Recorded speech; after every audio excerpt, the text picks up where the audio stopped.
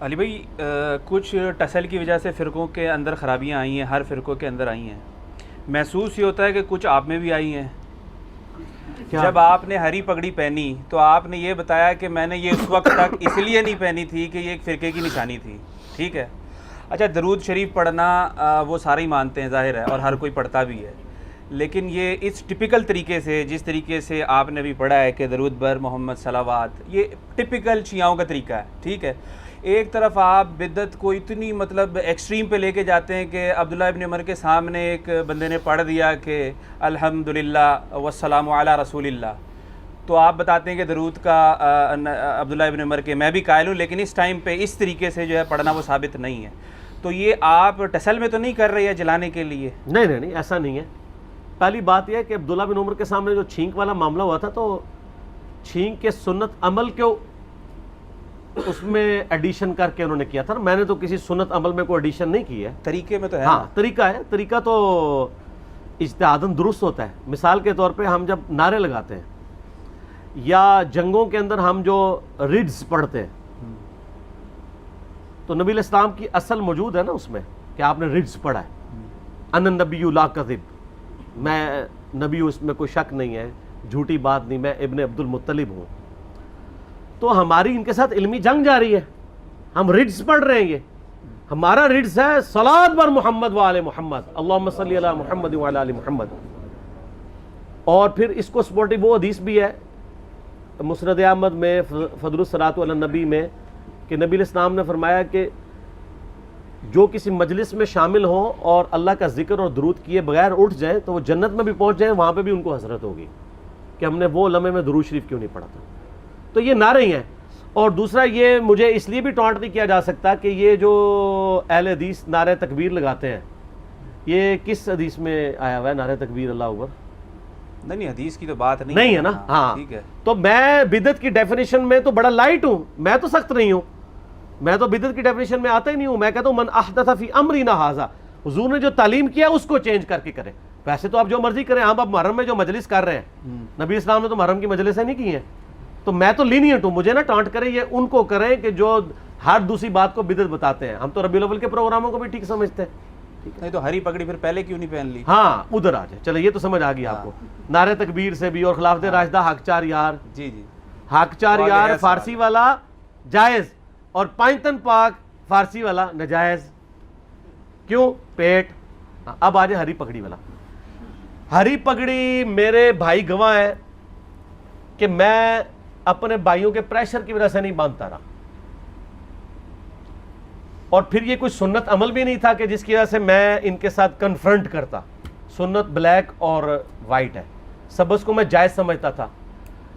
ہر دفعہ جب بھی ربیع الاول کا مہینہ آیا، میں نے یہاں پہ میٹنگ کال کی کہ یار میں نے اس دفعہ سبز پگڑی میں لیکچر ریکارڈ کرانا ہے.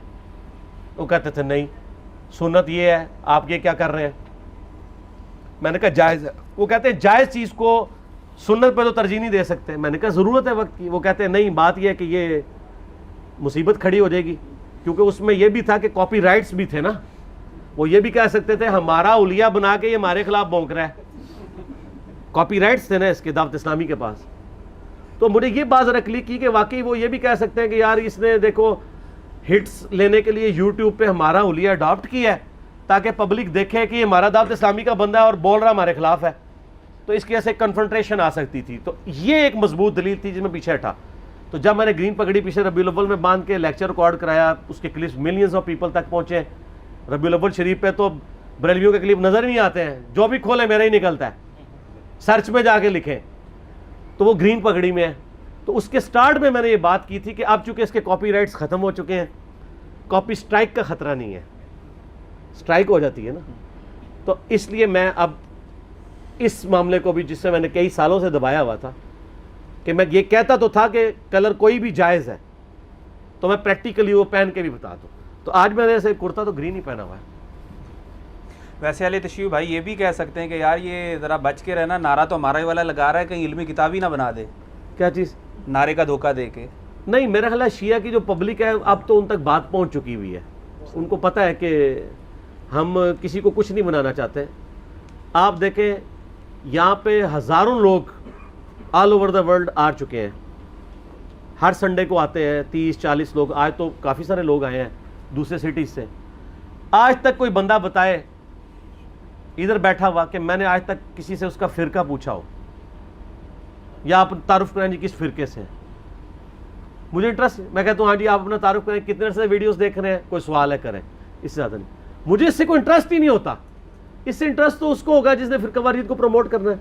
اور آپ دیکھیں یہ جو آپ بات کر رہے ہیں, میرا یوٹیوب پہ کلپ ہے, انجینئر محمد علی مرزا بت, دنیا کا کون سا عالم اور کون سا بزرگ ہے زندوں یا مرے ہوئے میں جس نے اپنے نام کے ساتھ بت کا لفظ لگا کے اپنے خلاف کلپ چڑھایا ہوا ہو. وہ سر اپنی تعظیم میں کلپ چڑھواتے ہیں یا کسی سے کہہ کے اپنے حق میں کلپ چڑھواتے ہیں. میں نے اپنے خلاف کلپ چڑھایا کہ مجھے بت نہیں بنانا, کتاب و سنت کو فالو کرنا ہے, شخصیت کو فالو نہیں کرنا. پھر میرا کلپ چڑھا ہے علمی کتابی فرقے کی مذمت. یہ کسی بریلوی دیوبندی اہل حدیث نے نہیں چڑھایا, میں نے چڑھایا ہوا ہے کہ اگر میں یہ شعر پڑھتا ہوں تو اس کو رجزی لیا کریں. اس کی بنیاد پہ یہ نہیں ہے کہ ہم نے کوئی فرقہ لانچ کر دیا, معاذ اللہ, ہم تو فرقہ واریت کے خلاف کھڑے ہوئے.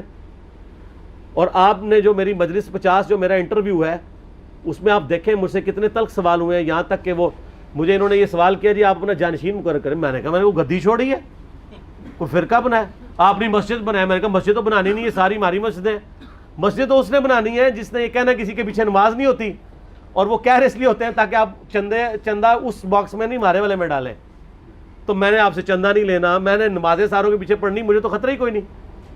اکیڈمی میں بنایا, میں کہتے اکیڈمی کی ضرورت ہی نہیں ہے. ہم نے یہ ہمارا اسٹوڈیو ریکارڈنگ کا ایک چھوٹا سا یہ اکیڈمی ہے, اسٹوڈیو ریکارڈنگ کے لیے یہ, اور اتوار والے دن کھلتی ہے اور وہ بھی زور سے لے کے مغرب تک. آلموسٹ یہ بند ہوتی ہے باقی دنوں میں, نہ ادھر کوئی نماز ہوتی ہے نہ کوئی اذان ہوتی ہے, کچھ بھی نہیں سوائے اتوار والے دن کے. تو جن لوگوں نے یہ قصہ کہانیاں لے کے چلنا ہوتا ہے نا, ان کے لیے پرابلم ہوتا ہے. میرا خیال ہے اب کافی ٹائم ہو چکا ہے, تھوڑا سا دودھ پتی کا اور سموسوں کا وقفہ کر لیتے ہیں, ٹھیک ہوگا جی؟ تو پھر ہو جائے صلاۃ بر محمد وآل محمد. اللہم صلی علی محمد وعلی آل محمد کما صلیت علی ابراہیم وعلی آل ابراہیم انک حمید مجید.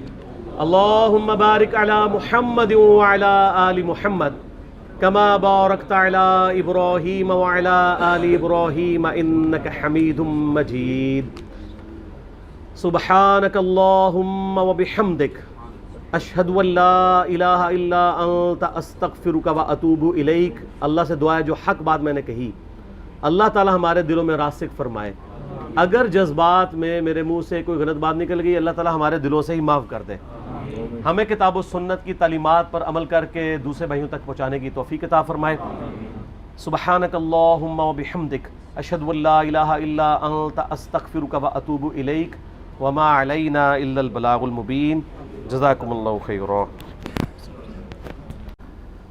بسم اللہ والحمد للہ والصلاة والسلام علی رسول اللہ وعلی آلہ واصحابہ اجمعین الی یوم الدین. الحمدللہ آج 8 محرم الحرام 1441 ہجری میں بمطابق 8 ستمبر 2019 کو سنڈے کے دن علمی و تحقیقی مجلس نمبر 80 نمبر میں ہم بقیہ کے سوالات کا سلسلہ شروع کریں گے. بقیہ کے سوالات انشاءاللہ ہمارے شہزاد بھائی کریں گے. جی شہزاد بھائی. بسم اللہ